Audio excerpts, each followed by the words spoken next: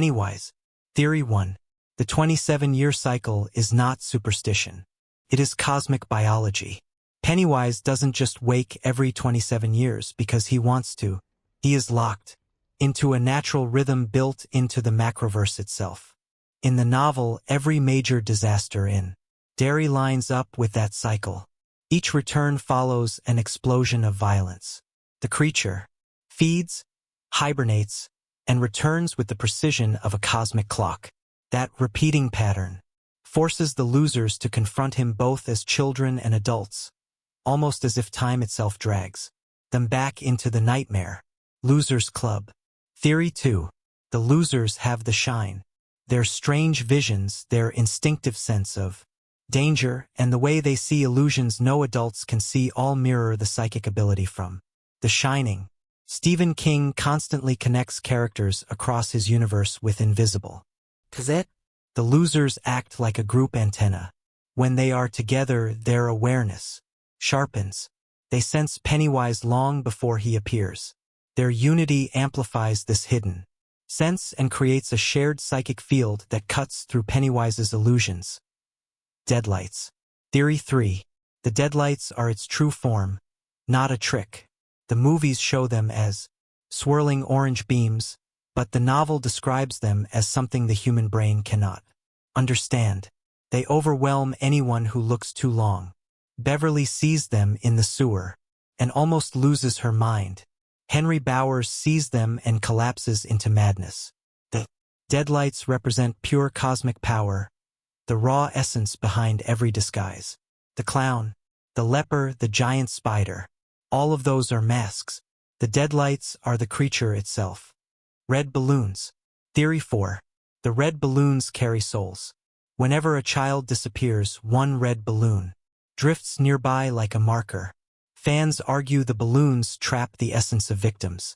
The balloons appear wherever the deadlights move. In some scenes, multiple balloons float behind Pennywise as if he drags an entire collection of stolen spirits. The idea becomes stronger when you notice the new series also uses balloons as emotional triggers. They behave almost like living objects tied to his victims. Derry adults. Theory 5. The adults of Derry are not blind. They are complicit. Every time something horrific happens, grown-ups look away. When Ben is carved by Henry Bowers, adults pass by and ignore the screaming. When Beverly's bathroom fills with blood, her father cannot see anything. This is more than fear. It behaves like a curse. Over decades, the town quietly learns to survive by denying everything. That silence protects Pennywise. The adults form an unconscious pact. Ignore the horror and it will not touch you. Bill Denbrough. Theory 6. Bill Denbrough is Stephen King's stand-in. Bill grows from a traumatized boy into a successful writer. He channels fear into fiction. He struggles with speaking. He fights darkness through imagination.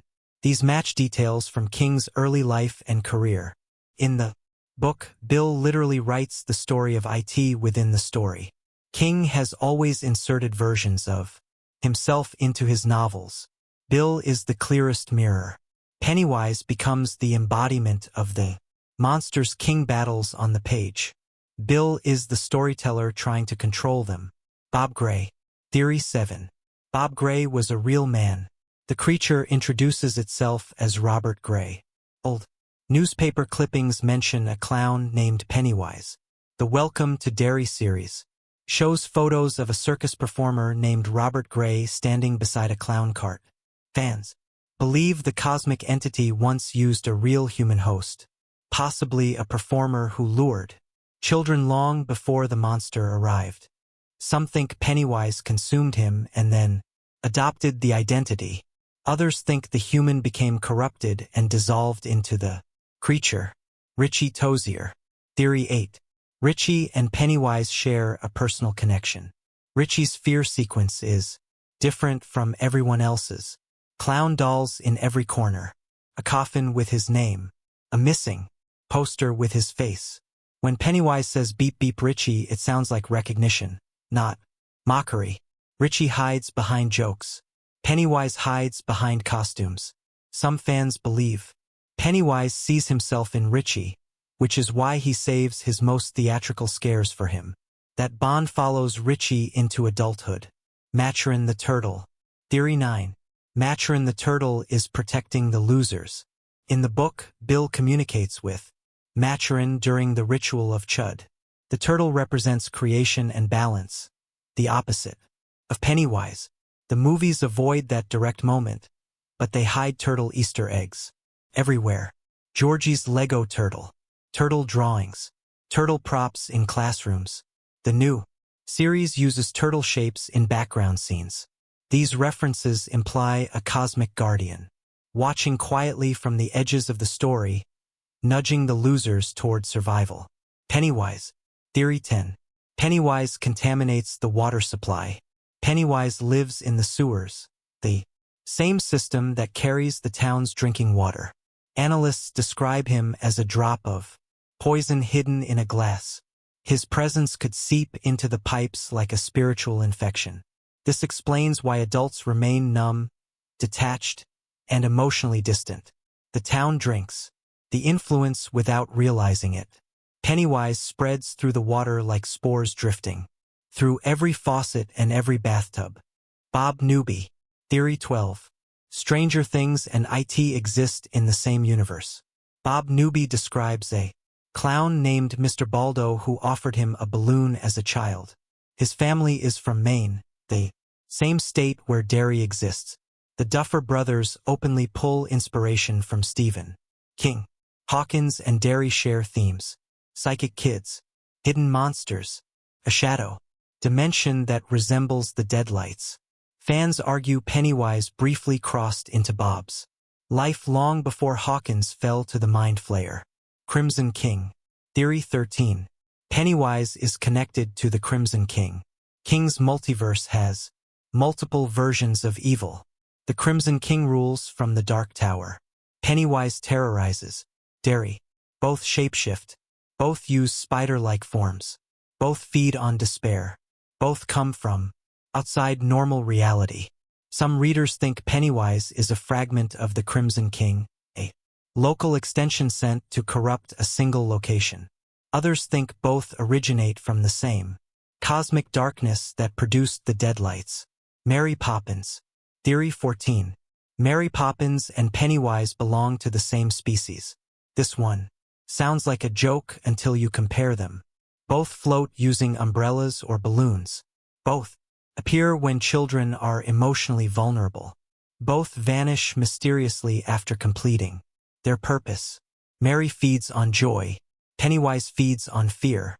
Both bend reality around imagination. Some fans say they are cosmic opposites from the same origin. One restores children. The other destroys them. Killer Bob. Theory 15. Pennywise and Killer Bob from Twin Peaks share a design. Both arise from other dimensions. Both possess humans. Both cause cycles of violence. Both target emotionally fragile victims.